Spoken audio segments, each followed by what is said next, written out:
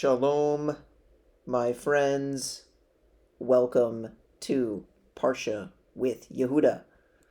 The weekly Parsha for this week is Vayeitzei, Parshat Vayeitzei, which in this time of the Parshiot, the different Parshas of the week, I call this the Vaye Parshiot sector, right? Every week, except for like the Parsha Miketz, throughout the rest of the book of Bereshis, there's going to be a Vaya something Parsha. Vayechi, Vayigash, Vayeitzei.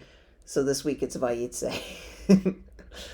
So if you get lost in what the Parsha is, it's probably Vaya something, aside from Miketz. Anyway, this is all about Jacob and his journeys in basically dealing with getting married, being tricked by Laban, all sorts of things, right? So here we have the famous Jacob's, where he puts down the stones, and we have the famous ladder, Jacob's ladder, ascending and descending with the angels, very iconic scene.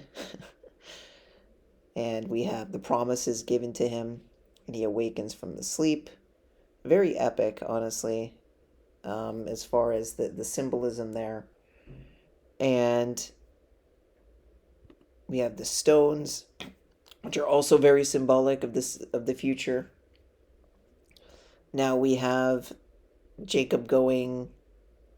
There's some livestock. There's a lot of livestock in this parsha. Rachel. This is where we find basically a love at first sight sort of situation, where Jacob saw Rachel, the daughter of Laban, his mother's brother, and the sheep of Laban, his mother's brother, and he drew near and rolled a rock off the mouth of the well, watered the sheep, and he kissed Rachel, it says. And yeah, interesting first encounter there. And he meets with Laban, and there's this interesting, indeed, you are my bone and my flesh. So Laban is sort of being hospitable, but as you know, a double crosser, and that will come up throughout the Parsha. So then we have Leah and Rachel, the two daughters of Laban. Leah's eyes were tender, but Rachel had beautiful features and a beautiful complexion. Okay, so that sets the tone for that. So then we have, of course, Jacob working for Laban for the sake of Rachel. We know what happens with, there was the working for 7 years, but Laban says to Jacob, well, in our town, the way we do things here is we marry off the oldest before the youngest, right, after those 7 years. So there was... It's not, he says, it is not done in our place to give the younger before the firstborn, right? So complete the wedding week of one, and I will give this one to you for the work, and render me another 7 years. This was something I didn't realize. I used to think that he married Leah, and then, like, he didn't get to marry Rachel until, like, 7 years later, but apparently 1 week, right? He actually was able to marry her after a week. And so, but then he just continued working while married to both Leah and Rachel. So that was something that I learned recently. I used to have that, I guess, different in my head, that he didn't marry Rachel until after 14 years. So, yeah, in case you were under that impression, apparently that's not what was happening. He got to marry them both basically after roughly 7 years. Fine. So now we have Rachel is barren, as is normal of the matriarchs, but Leah is not. Her womb is open, and Reuven is born, Shimon, Levi, Yehuda. They're all born, and then there was this situation. Okay, Jacob gets angry with Rachel, because of, I guess, her being concerned for not having children. So then the maidservants give birth to children, and we get a lot of the rest of the tribes. We got Dan, we get Naphtali, we get Gad, we get Asher from Bilhah and Zilpah. So we're getting the Shvatim, the 12 tribes. So, and then Reuven, the firstborn, of course. This is with the Dudaim, right? I guess this was like supposedly a segula, which is like a good omen for fertility, I guess. And so Reuven was, Rachel said to, it says, Reuven went in the days of the wheat harvest, and he found Dudaim in the field and brought it to Leah. And Rachel said to Leah, "Now give some of your sons Dudaim." He said to her, she said to her, "It is a small matter that you have taken my husband. Now you wish to take my son's Dudaim." And Rachel said, "He shall sleep with you tonight as a payment for your son's Dudaim." So there's this discrepancy over the Dudaim. And, okay. And then God hearkened to Leah, and then she conceives again and has Issachar, or Yisachar. Yisachar. Yeah, I heard that this is a unique spelling for his name. Yisachar. I think that's a unique spelling, or you don't see it anywhere else in the Tanakh. I could be wrong, but I'm pretty sure that's a thing. The Hebrew can be fascinating when you know the nuances. So then she has another son. She has Zebulun, Leah. So there's the Shvatim, and then of course we have Dinah, the daughter of Leah. And now this is interesting. This is an interesting. It says, our sages explain that Leah pronounced judgment, Dinah, Din means judgment, upon herself. If this is a male, my sister Rachel will not be esteemed even as one of my handmaids. So she prayed over him, and he was turned into a female. So I guess in some situation, I guess before she prayed, there was supposed to be there was like a change of very interesting idea. You can look more into that in Brachot 60a. So fine. So apparently Esav was supposed to be meant for, I think, was supposed to be meant for Leah, according to this, right? But I guess in this midrash, there's this idea that maybe if Rachel doesn't have any children, then she would have to be. The wicked Esau got the idea when he heard that she had no children. Oh, that she would fall into Esau. She would become like Esau's wife or something. Interesting. So, but in this case, she ended up having children. She had Joseph, and ultimately she ended up having Benjamin later, but I guess that's not happening yet. So let's get to the next Aliyah. So here we have Jacob and Laban arguing about the sheep and the speckled, spotted kid, and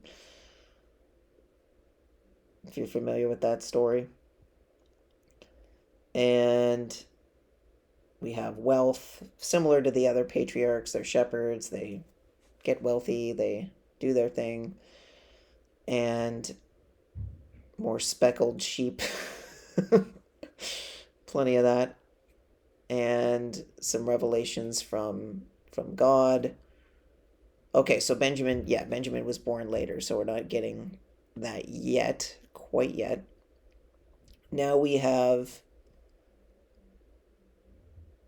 Laban going to shear sheep. Oh, this is a juicy part, right? A very interesting part. It says Rachel stole her father's teraphim. This is an idol, right? Remember, Laban was an idol worshiper. So that he had given into the hands of his sons a journey of 3 days by him. So she intended to separate her father from idolatry, right?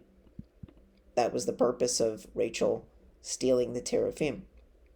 Jacob concealed from Laban the Aramean, not telling him that he was fleeing. Now, keep in mind, when Rachel did this, when she stole the teraphim, she didn't tell Jacob. He didn't know that she had done that. Her intentions were to separate her father from idolatry.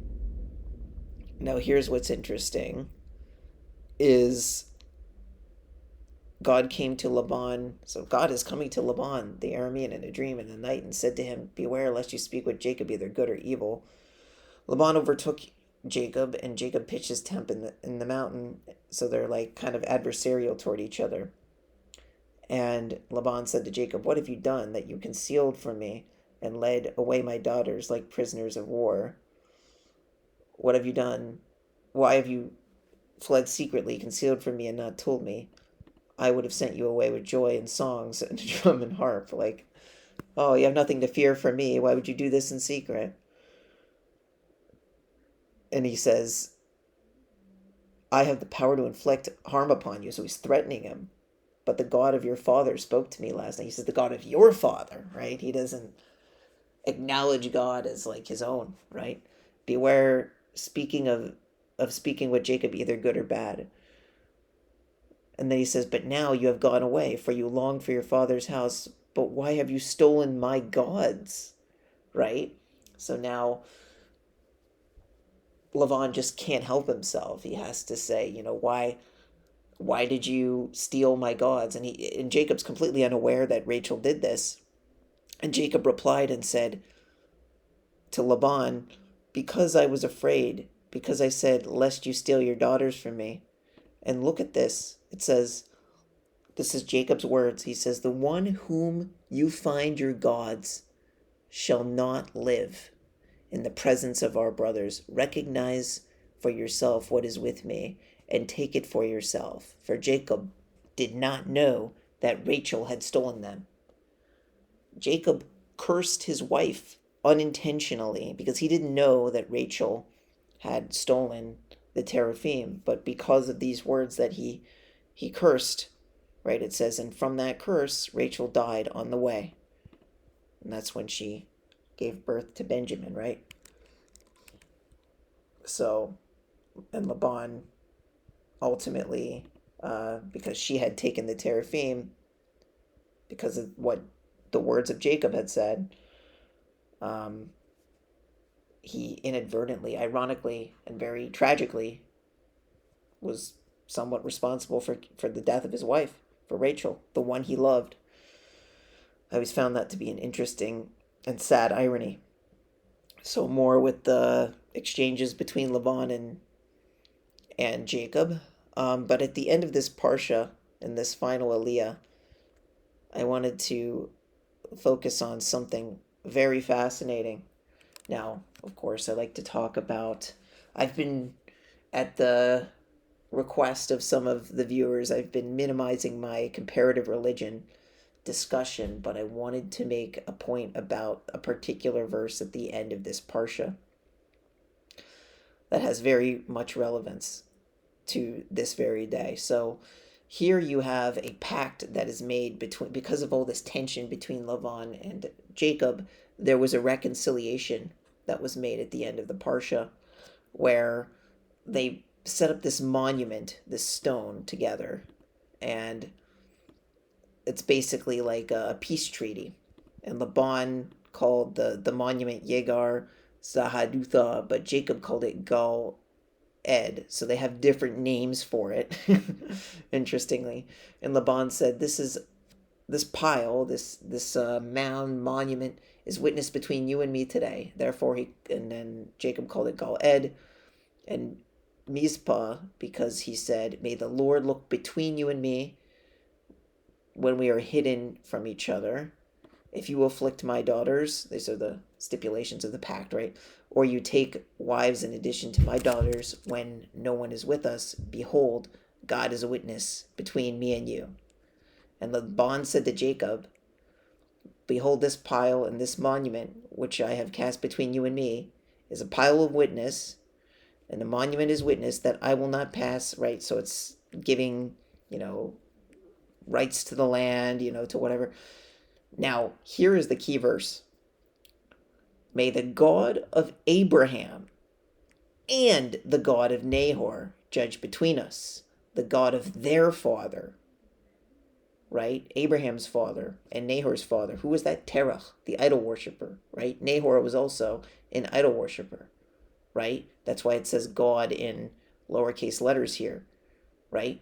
So I find this supremely interesting because Laban is able to swindle Jacob throughout this Parsha, right? And he's trying to get Jacob to agree. We believe in the same God, right? I believe in the same God as your father, Abraham, and Terah, the idol worshiper. It's all the same. We all believe in the same thing. We all believe in the same God.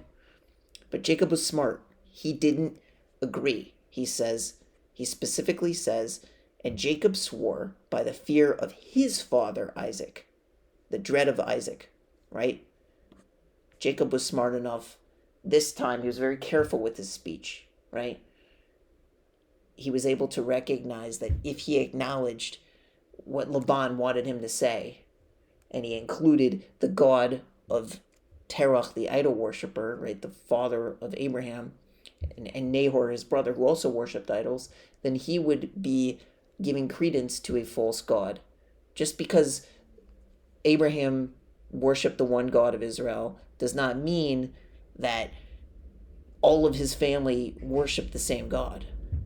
And that's why we make that distinction. We don't worship the same God as the Christians, right? We worship Hashem alone. We don't worship a Trinity. We don't worship Jesus. And that's why it's very important for us to make that distinction, to specifically in Davka recognize we only recognize Hashem, no other gods.